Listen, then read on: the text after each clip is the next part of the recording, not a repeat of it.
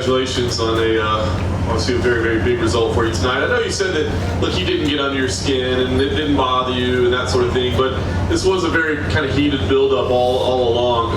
I wonder, how much sweeter it is to be the result over that guy, or is it just the fact that you've got this title defense under your belt? What's up, everybody? Thank you guys for being here. To answer your question, it was good to it's good to move past all of that. I'm gonna be honest, this was what kept me sane all 6-7 months. Whenever this fight, I knew this fight was gonna happen. This is what kept me sane, is this moment right here after the fight. That's what I look forward to.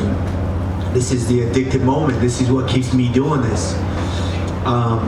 Yeah, there was a lot emotionally, a lot that he said.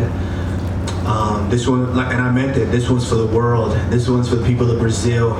This one is for my former manager. This one is for my family. This one is for my recent manager. This one is for everybody.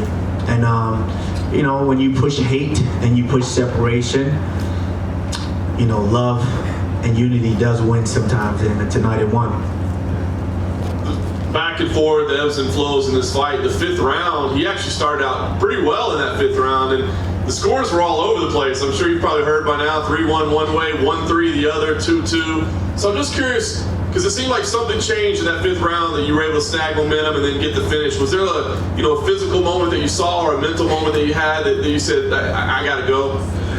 I try not to ever lose a round, which is why I've been dominant, since the beginning of my career.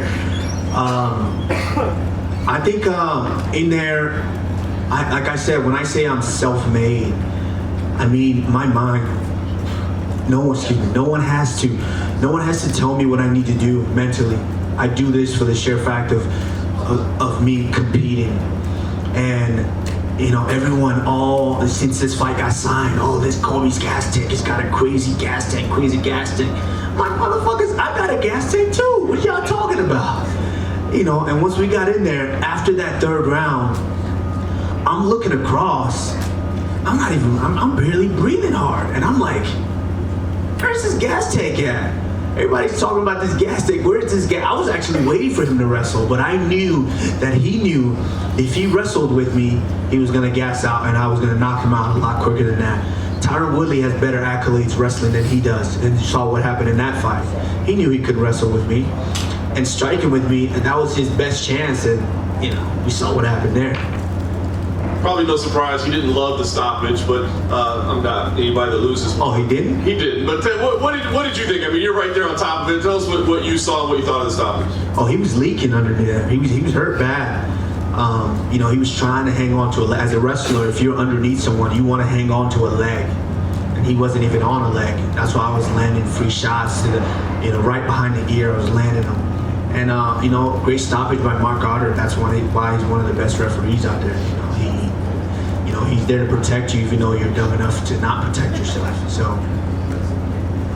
I know you want to take some time and enjoy this moment for sure. This is a big result for you, but we always are looking to what's next.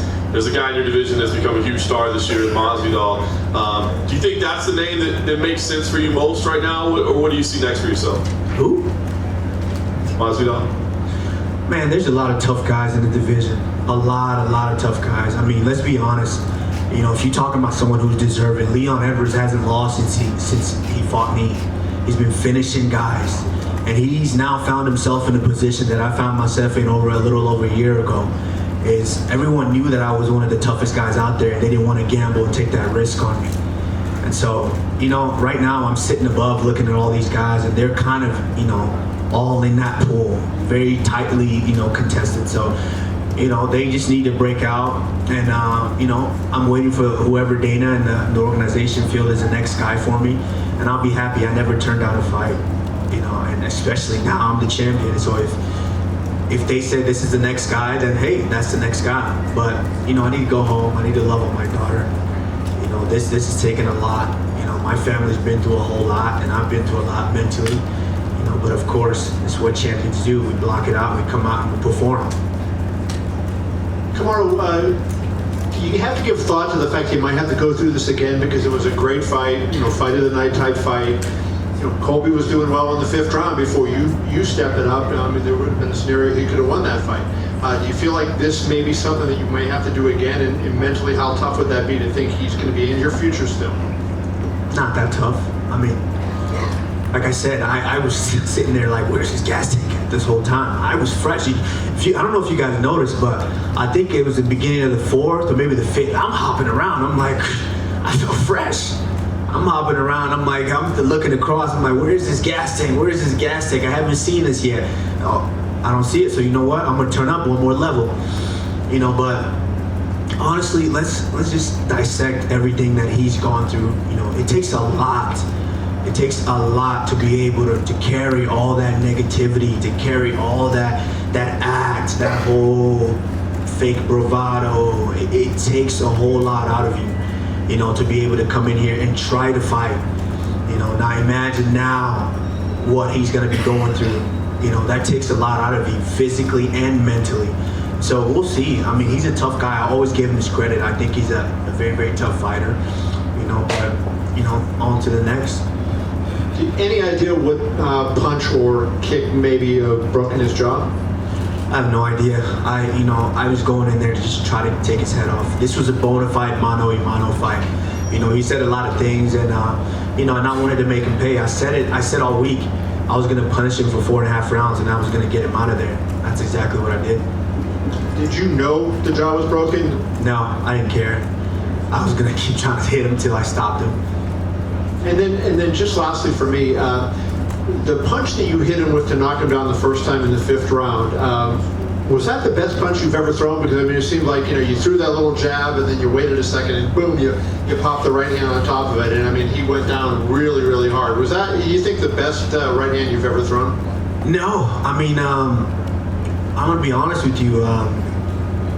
It was just a matter of me just kind of, looking. Like the whole time I was rushing a lot. Like, so that fight looked closer, right? It looked closer than a lot of people thought. Just because I was rushing a lot of things, I was kind of off balance. I was kind of trying to find my timing because I was waiting for him to try to wrestle.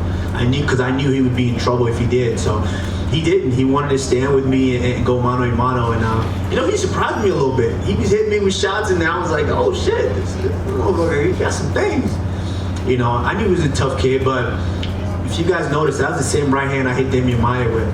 It's not really, I didn't really step into it, not full power. It was just a matter of seeing what he's doing, kind of slip around and just stick it straight through like a javelin, and then boom, I hit him and sat him down. It's not even my best punch too. That's probably like my 3rd or 4th best punch. Come over here to your right. In the 1st round and the 2nd round, quite a bit, you started working the body a lot. Do you feel like that paid dividends later on in the fight? Yeah, I'm a good body puncher, and I kind of caught myself headhunting a little bit more just because, like I said, it was a mano-a-mano fight, But yeah, once I go to the body, I love going to the body. And once I started going to the body, I knew he couldn't take too many of them because I hit hard to the body, very, very hard. And I just knew he couldn't take too many more of those.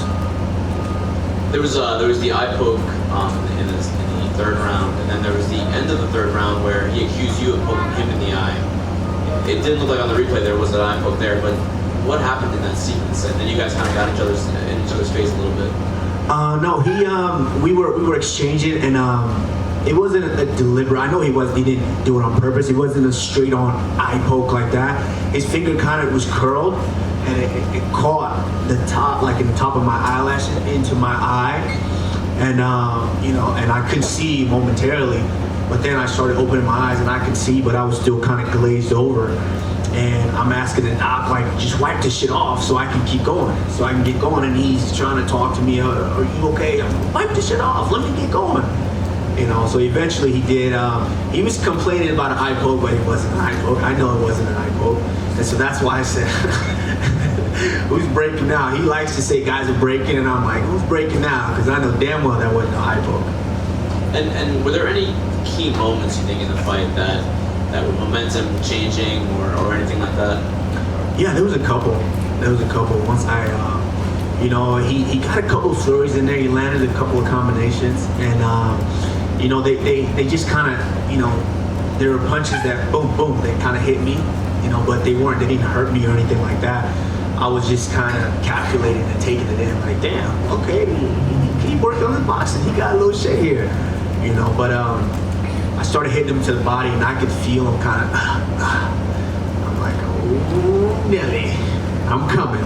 Do you remember when that was, when you felt that? I think in the third round, a couple of times in the third round, I hit him with the right to the body, boom, and he was just like, you know, and I'm like, ooh, it's gonna be a long night, you know. And so I just kind of put my foot on the gas, and you know, I wanted to get him out of there, and God willing, we did. We got it all done. And then the last thing for me, the crowd was chanting USA, and it seemed like it was for him. You know, you're an American citizen, you've been here for a It's for long me too. What you talking about? It was chanting USA for me. Let's be honest. I've said it time and time again. I'm more American than him. You know, I am what it means to be an American. You know, I'm an immigrant that come here and work my ass off tirelessly to get to the top, and I'm still prevailing. And so that's what it means to be an American. It's not necessarily, oh, just because you're born here, you feel privileged is what it means to be an American. No. I told you, none of these guys work harder than me. That's what it means to be an American. I work my ass off, and I'm going to continue to work my ass off, and obviously with good integrity. I don't have to walk around like a punk and say certain things and abuse the whole country and abuse the whole world and talk about people and religions and things like that. I don't have to, you know. I'm going to walk with integrity because at the end of the day, I want everyone that's watching me, every eye that's on me to look at me and say, you know what, that's what we want to be. That's the example that we like. And so, you know, I'm more American than him. So when they were chanting USA, that was, you damn sure better believe that was because of me. Kamaru, talking about the body attack right over here, in the middle, right over here, here you go. I really liked what I saw you doing there. Why do you think we don't see more of that in MMA? I mean, you got to test it to their trainers. You know, whoever's fighting. You know, if their trainers work with them and attacking the body, then hey, they'll do it. You know, I guess you practice what you preach. So if you go in there and you want to fight like that, then you better practice it. And you were staying diligent. You were punching in the body and you were kicking in the body. That's one thing I noticed. You kept focused on that. And they say kill the body and the head will go. So I really like that. Was there a point that you were unsure about how the fight was going to end? You started out good and then he came back at you. You stayed very composed, but did you have an idea early on that you were the better striker? A lot of people said you weren't going to be the better striker. Oh yeah, I knew for sure I was a better striker. You know, I've had some injuries in previous fights, and so, like, guys, I'm being honest with you guys. I'm the best wrestler in the division by far. You know, I'm the toughest guy in the division by far. And some of those other guys, I could get away with just wrestling and breaking these guys. You know, but this one was a little more personal. This one I wanted to be mano-a-mano. If I wanted to take him down, I could have taken him down in there. I faked down a couple of times, and he bit on him pretty good. And I'm just like, you know, I could get it, but you know what? No, let's stand up. This is mano-a-mano. I need to get him out of there. Did he ever hurt you then? No, he never hurt me, but he hit me with a couple shots, and I got my attention. Like, you better get on your P's and Q's. This dude, you know, he came to fight. So he never hurt me with anything, but I knew I hurt him with a couple of shots. Last question for me. Colby himself, as well as some media sources, were talking about the fact that you were the one that had the pressure on you. Everyone hated him. No one cared. People didn't necessarily expect he could win, but everyone wanted you to win. As you were saying, guys, everywhere you went, were saying you got to beat this guy down. You got to kill this guy. How much pressure did you feel? How heavy was it on your shoulders that you absolutely had to beat this man? It was a lot of pressure. Let's be honest. No one wants to lose to that guy. Come on, guys. No one wants to lose to that guy. So it was a lot of pressure, but hey guys, this is what champions do. You have to be able to withstand all that pressure. You got to rise to the occasion, and you got to show everyone why you're the champion. And I did that tonight. Must be good feeling to get that pressure off your back right now. Absolutely. Get that monkey off my back. Congratulations. Thank you. Kamaru, to your right. Is it more satisfying to earn the belt, or is it more satisfying to keep the belt, to defend it?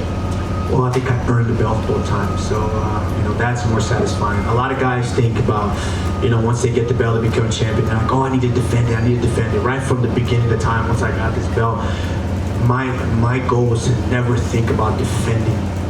Because if you're defending, you're feeling like, oh, I need to hold on to this. I need to hold on to this. So when guys get in there, they don't really let go because they just don't want to lose. They're like, oh, I don't want to lose this. No, each and every time I step in there, I'm fighting like I'm a new contender. And so I'm going to continue to do that, as long as my body lets me do it. Earlier this week, you said that Leon Edwards was the toughest competitor that you faced. Do you feel that way, still having known that Colby fought the good portion of that fight with a broken jaw? Yeah, because with Colby, I only had to use one arsenal to fight him tonight. Leon Edwards, he's a guy that you gotta wrestle him sometimes. He's very, very sharp. He's a tough, talented guy. I'll give him his props. So in order for me to break Leon Edwards, I had to wrestle him sometimes. But when I mix it up, these guys can't hang with me right now. So I'm just gonna go back to the drawing board. I'm gonna continue to grow and get better and be the champion that everybody wants to see. And finally, do you find it poetic at all that he's going to have his mouth wired shut? Hey, you said it right on the money. You hit it right on the money. At the end of the day, honestly, I'm gonna be real with you guys. Before I step into that cage, I pray every time. I pray not just for my safety, I pray for their safety as well. And it's unfortunate that he has to go back home and wire that jaw shut. But hey, the pressure was on him tonight. You said a lot of things, so you have to come in there and you have to back it up. And so, he was humbled. I like to think he was humbled, but I wish him the best. No ill will. Onwards and upwards. Right when I came in, my dad came. My dad worked for us to get us all over here. Became citizens right there. Yeah, I mean, we were kids when we came in. He was because he was in the military, so it took it took a while. But when you're 8 years old, you don't really give a shit. You just want to be with your family. So, I let my dad be the one to take care of all of that. Kamaru, you mentioned that you won this belt for everybody. For all your colleagues, for the country of Brazil, all of that. I'm curious, leading up to fight week, not asking you to betray any confidences, but can you share some of the specific messages or DMs that people shared with you in support of your fight against Colby? And did anyone really random reach out to you to wish you luck in this fight? A ton of guys reached out to me. A ton of his teammates. Let me go in my Brazilian accent. Brother, please kill this motherfucker, please, brother. Go in my UK accent. Bruv, kill this lad, bruv. It's all over the place. My Nigerian, brother. Oh God, kill this guy. It was all over the place. I was in Dominican Republic. These guys didn't even speak English. These guys like, my friend, please, you have to kill this guy, please, my friend. Everywhere I went, that's all I got. So it was a lot of pressure, but at the end of the day, I had to be able to separate myself from that and actually go in the cage and compete. That's it. All right. Thank you, guys. I appreciate each and every one of you, the good, the bad, whoever is writing. Thank you. Happy holidays.